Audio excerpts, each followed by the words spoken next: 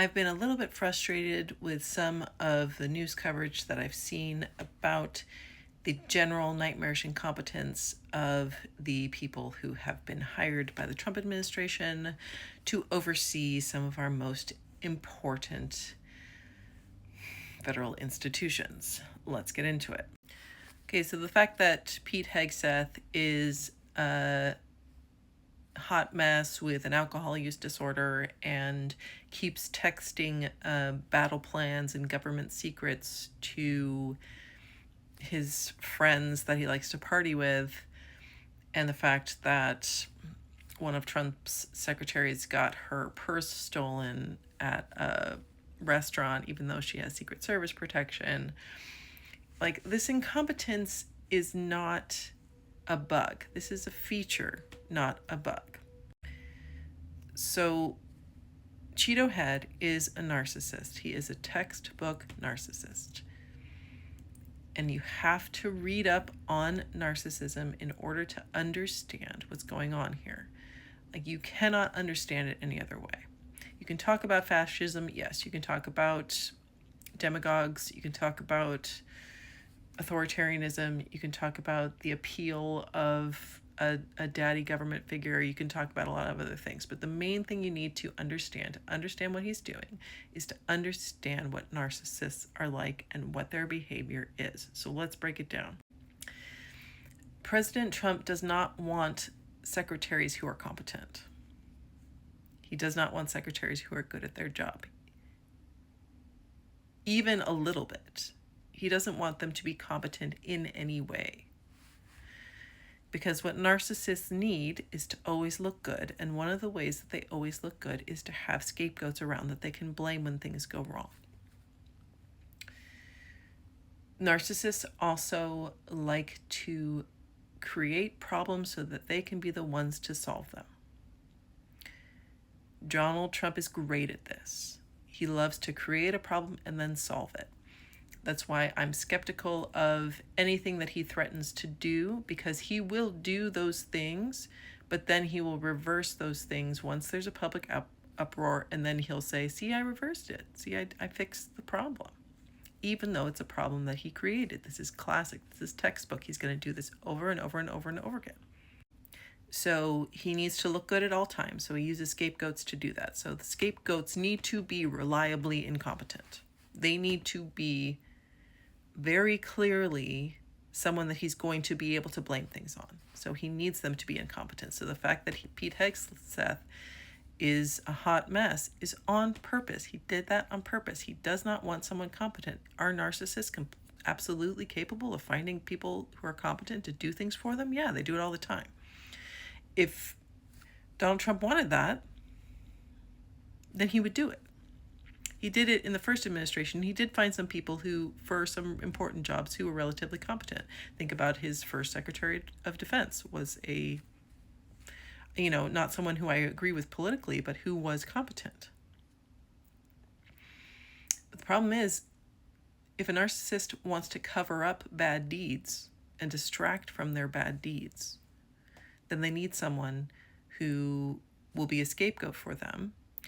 And the worse their deeds, the bigger of a scapegoat they need. So the fact that Trump has made this particular cabinet a real who's who of incompetent morons, if I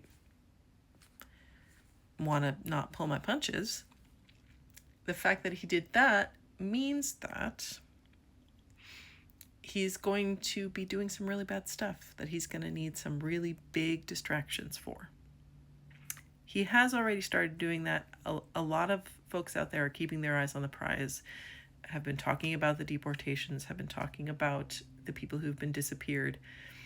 That is really essential to continue to shine a spotlight on. But you have to know that all of this incompetence at the top, all of like the Elon Musk of it all, that's a distraction. I mean, real harm is being done by this distraction. Don't mistake me. Like, I understand that real harm is being done by these distractions. That's what makes them good distractions.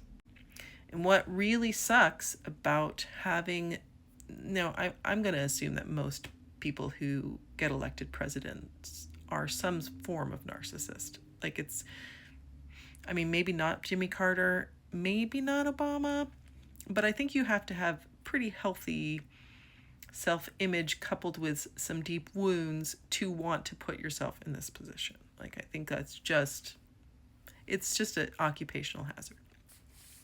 So it's not like Trump is the only narcissist who's ever been in the job, but he is a particularly dark and toxic one. And unfortunately, the normal tools that you would use to control a narcissist are difficult to use when you give someone this much power. And that is why narcissists seek power, is because they want to hold all the cards so that you cannot check them. So one of the main things that you do when you're dealing with someone who's a narcissist or who has a lot of narcissistic traits is you gray rock, right? You don't react. And people tried to argue in favor of this in 2016, like, don't give him oxygen. And I do think we need to preserve our oxygen and just put it where it needs to be, like the most egregious areas. Don't worry about every tweet that he says. Don't worry about everything that he says that upsets the fucking stock market, because fuck the stock market, for real.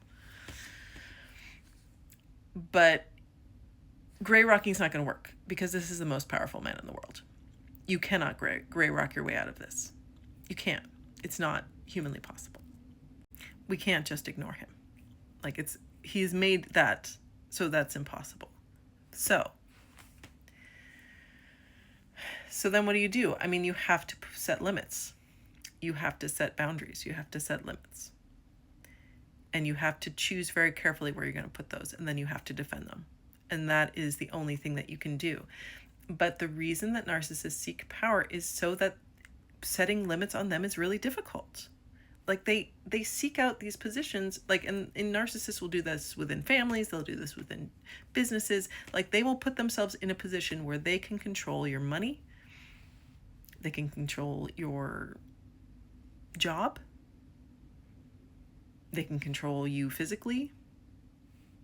Like, they will put themselves in positions to control you on purpose, because they want power, because they feel good when they affect you. And so Donald Trump is essentially just got a hose gushing at him of narcissistic supply at all times, because he is effing with us profoundly daily and making us react by jeopardizing our lives and our livelihoods, our very survival. He's doing that just for the rush. And so we have to be as calm and resolute as we can be, and we have to set the boundaries as best we can, where we can, knowing that there's going to be a lot of pushback and some potential life-threatening consequences to trying to limit this man, because we have given him almost unlimited power. So I think the coverage and the way we think about him, I see people talking about this as if it's politics, and it's not politics. It's a personality disorder that you have just given unlimited power to. That's what it is. This has nothing to do with politics.